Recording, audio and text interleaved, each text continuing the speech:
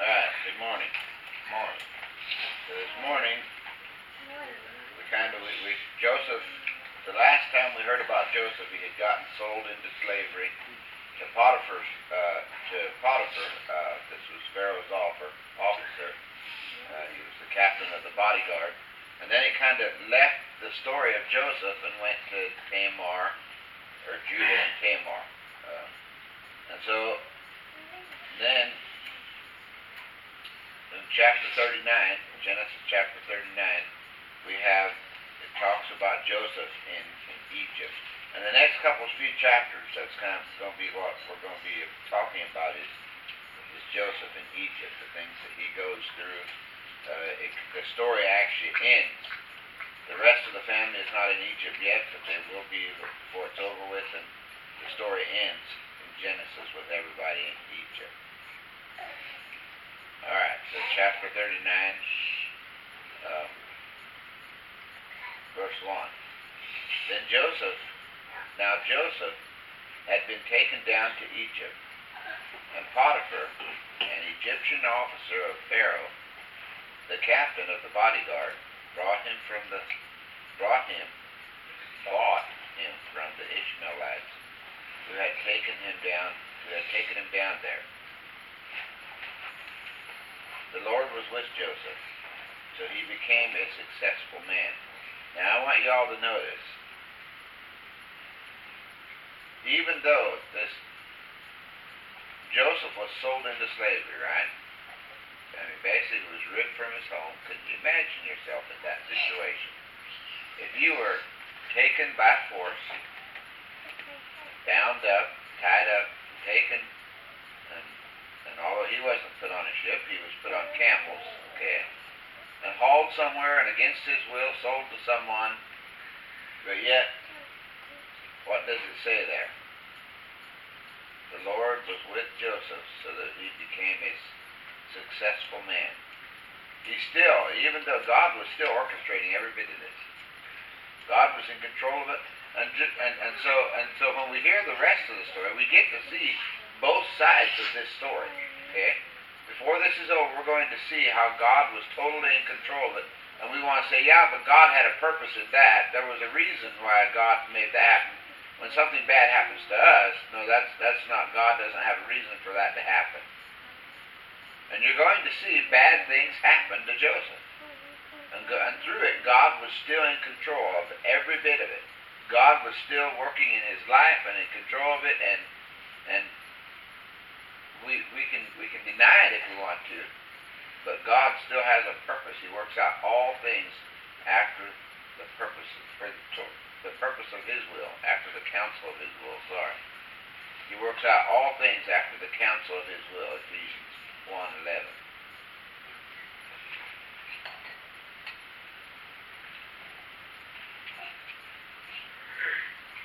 The Lord was with Joseph,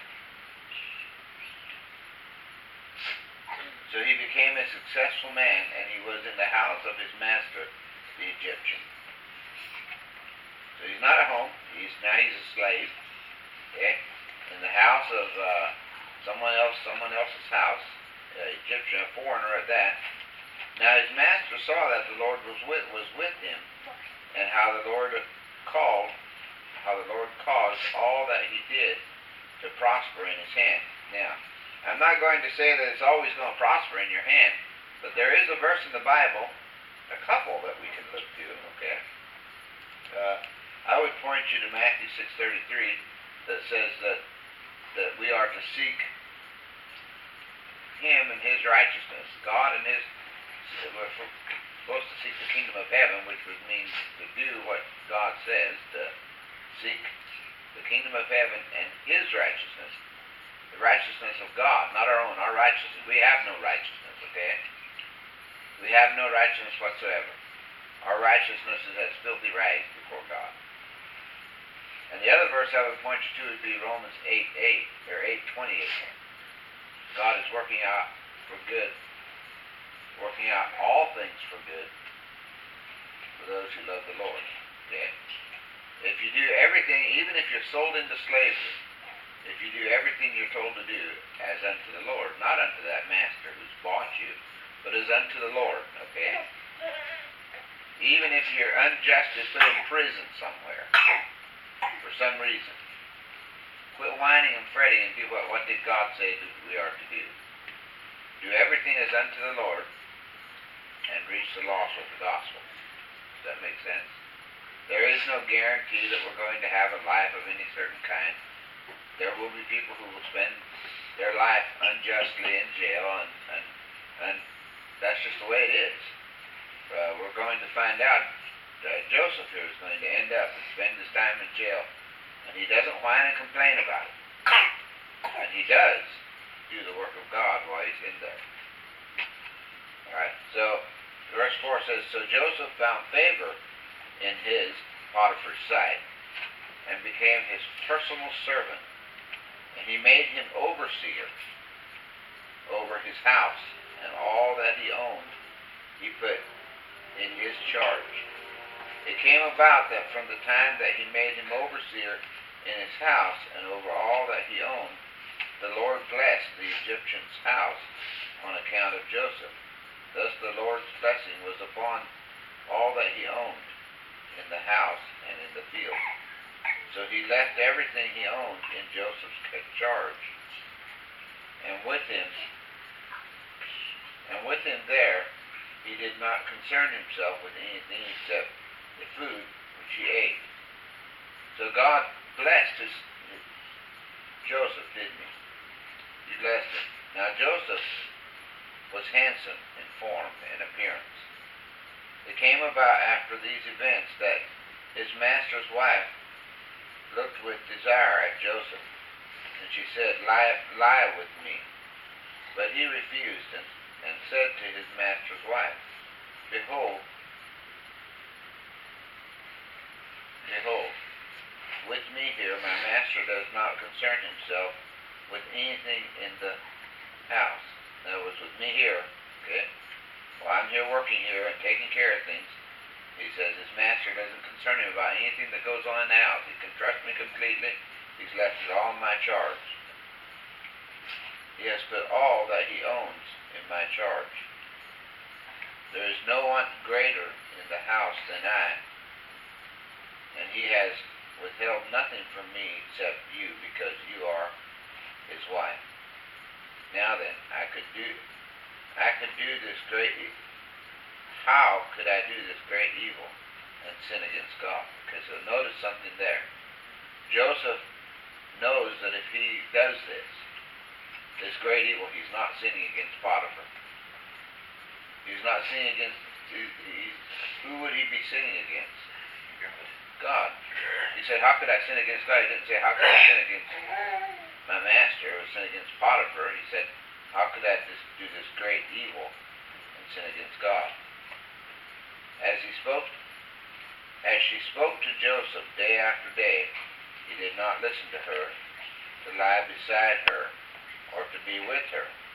I mean, guys, I'm just telling you, this woman was persistent. She tried to get him to commit adultery with her, to do what he should do. Now, was it adultery at that time? Why not? Then there's no law. The law wasn't given.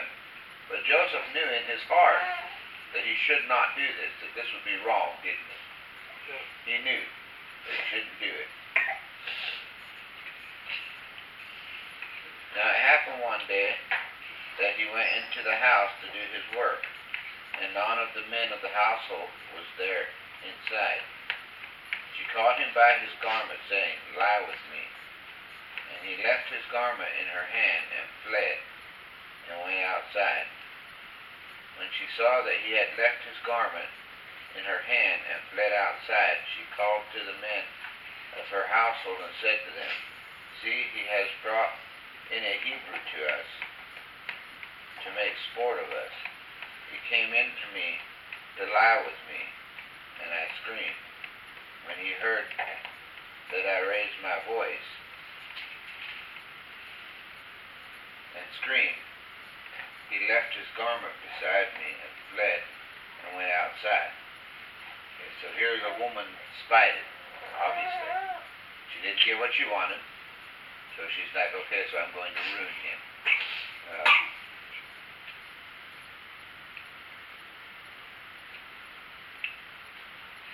So she left his garment beside her until her master came home.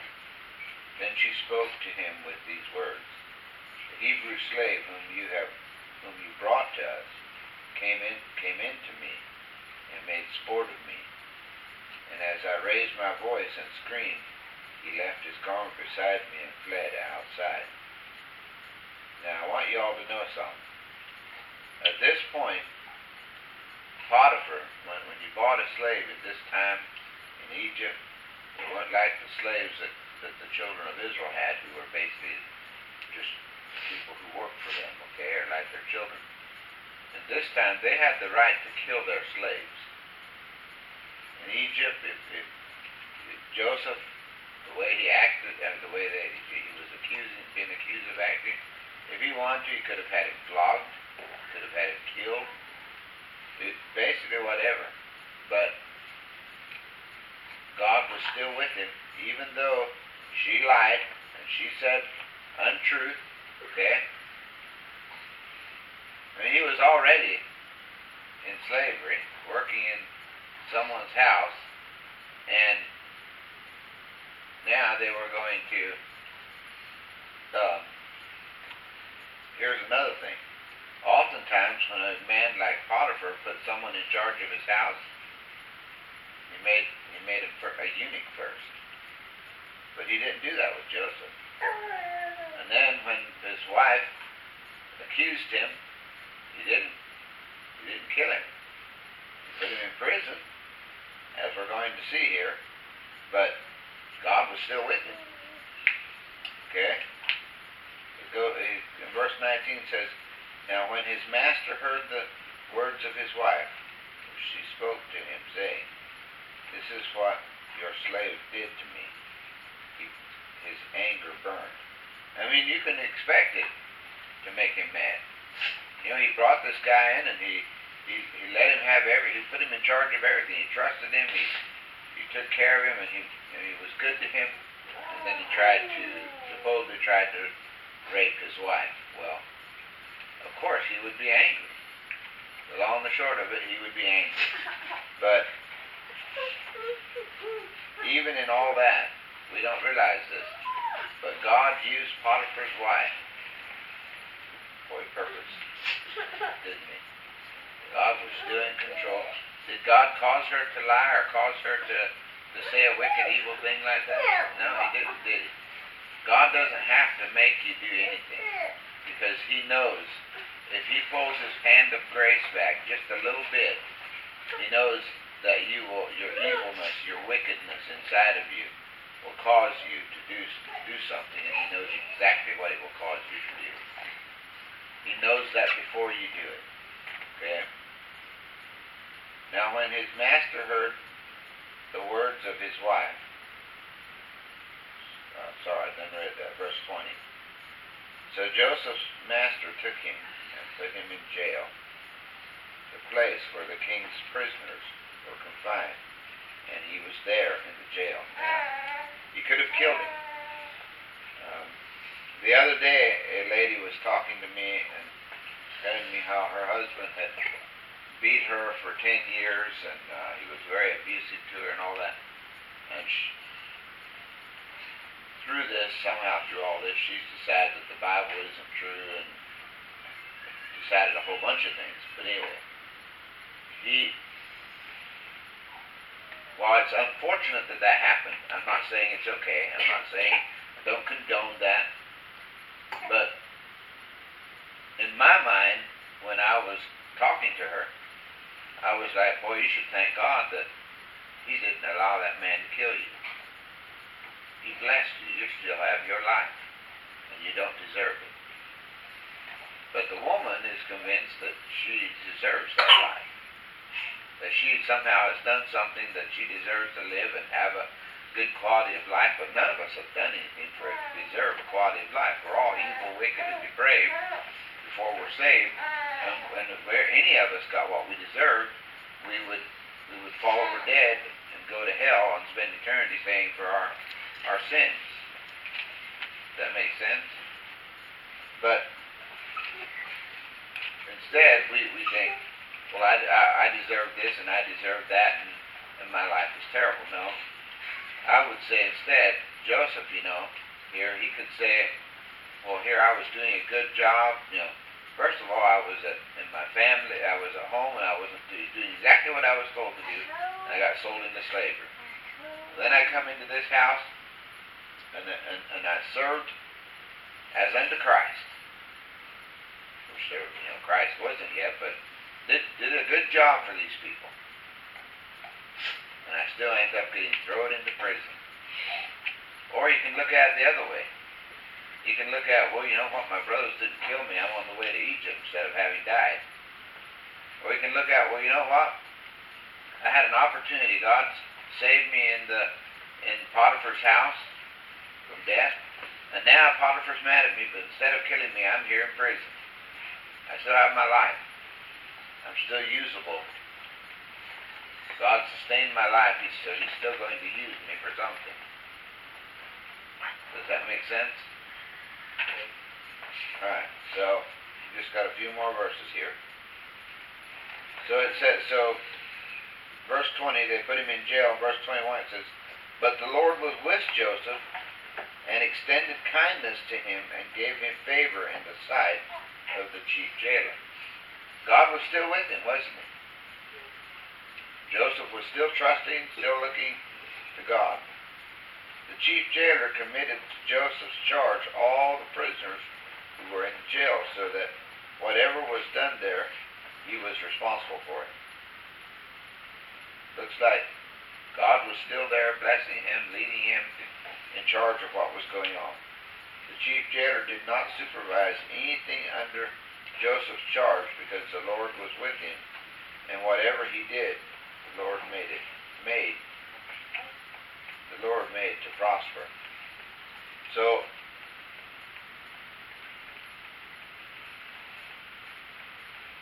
it doesn't matter where we're at. It doesn't matter what has happened to us. It doesn't matter what is going on in our lives or around us.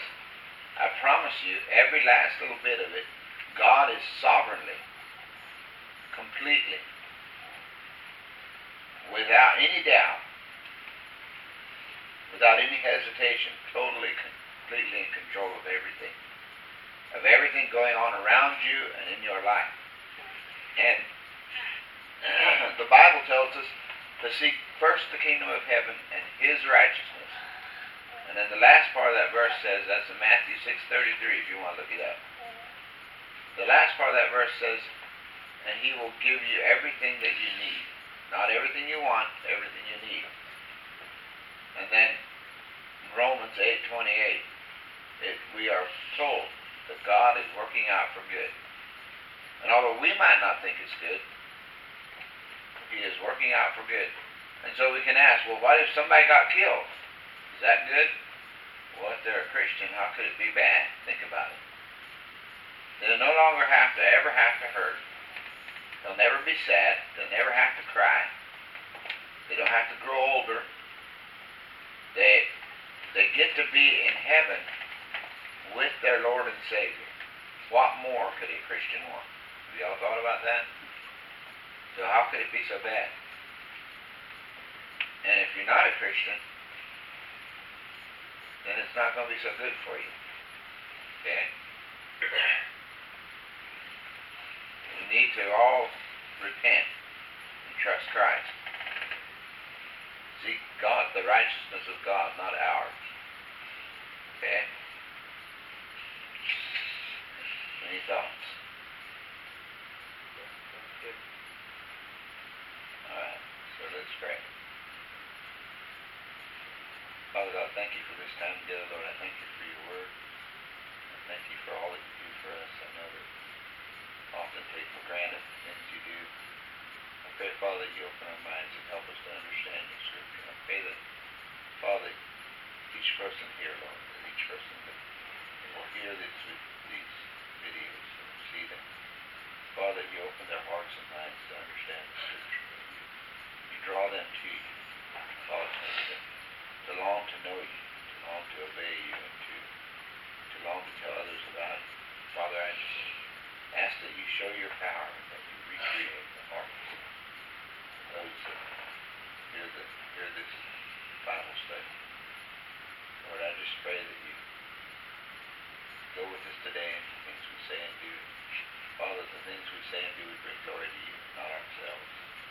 Lord, just help us to get everything done we need to do. Just forgive us where we fell.